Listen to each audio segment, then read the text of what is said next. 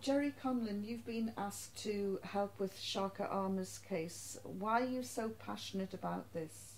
Because Shaker Aamer is thousands of miles away from his wife and his children. He's in a prison where he's been brutalised, where he's been in solitary confinement, where the conditions are unimaginable. I have been in those same conditions. I have hoped when I was in prison that people would come and help my mother and my sisters, to support us, to publicise our plight, to demonstrate on our behalf that this terrible, terrible injustice should end.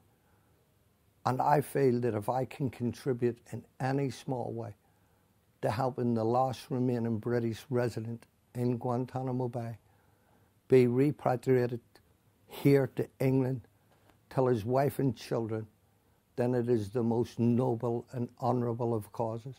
And I would urge everyone who supported Guildford, who supported the Maguires, who supported Birmingham, to come out and show their support and voice their support and write to their MPs and write letters to newspapers condemning the abuse that the men in Guantanamo have suffered. You're from Ireland, Belfast. You know, why should you bother with somebody born in Saudi Arabia who's now in Guantanamo? Well, the world's got smaller. Travel is easier.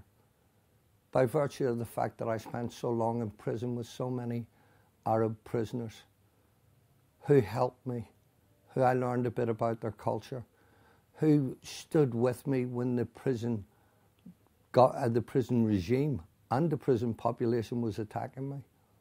I found these to be wonderful human beings, just struggling to survive the same as I was. And they helped me every single day. They helped my father. And I'd like to think we helped them in some way. And my struggle didn't end when I got out of prison. My struggle will continue forever, trying to expose and highlight human rights abuses. And Shaker Aamer is a case that needs urgent attention and needs it now.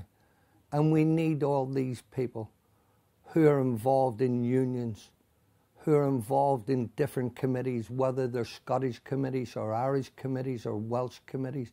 When they do this to Shaker Aamer, they do it to all of us.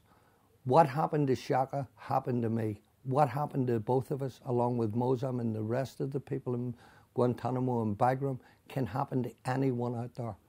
It is our duty of human beings to help each other.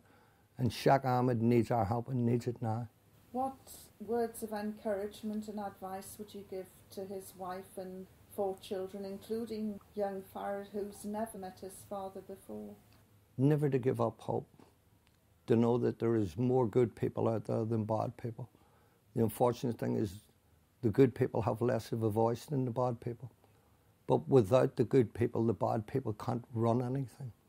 And if we get out and unite, because there is more of us than them, there's more humanists and more people with senses of morality than what they ever had.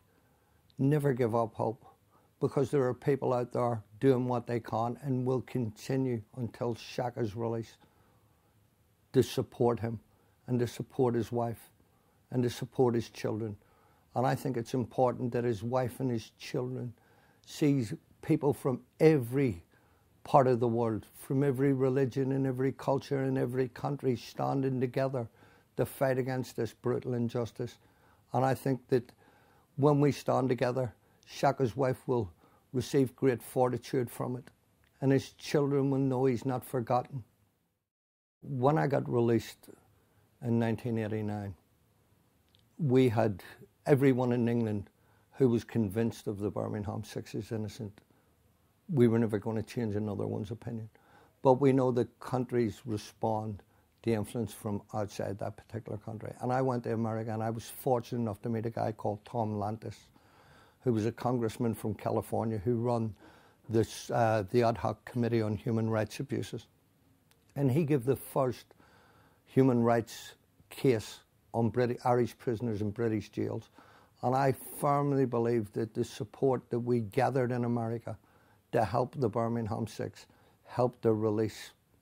So I'm going, hopefully, to appeal to the same people who supported us in the campaign to help the Birmingham Six be released, to convince them that it's time for Shaker Aamer to be released and be reunited with his family.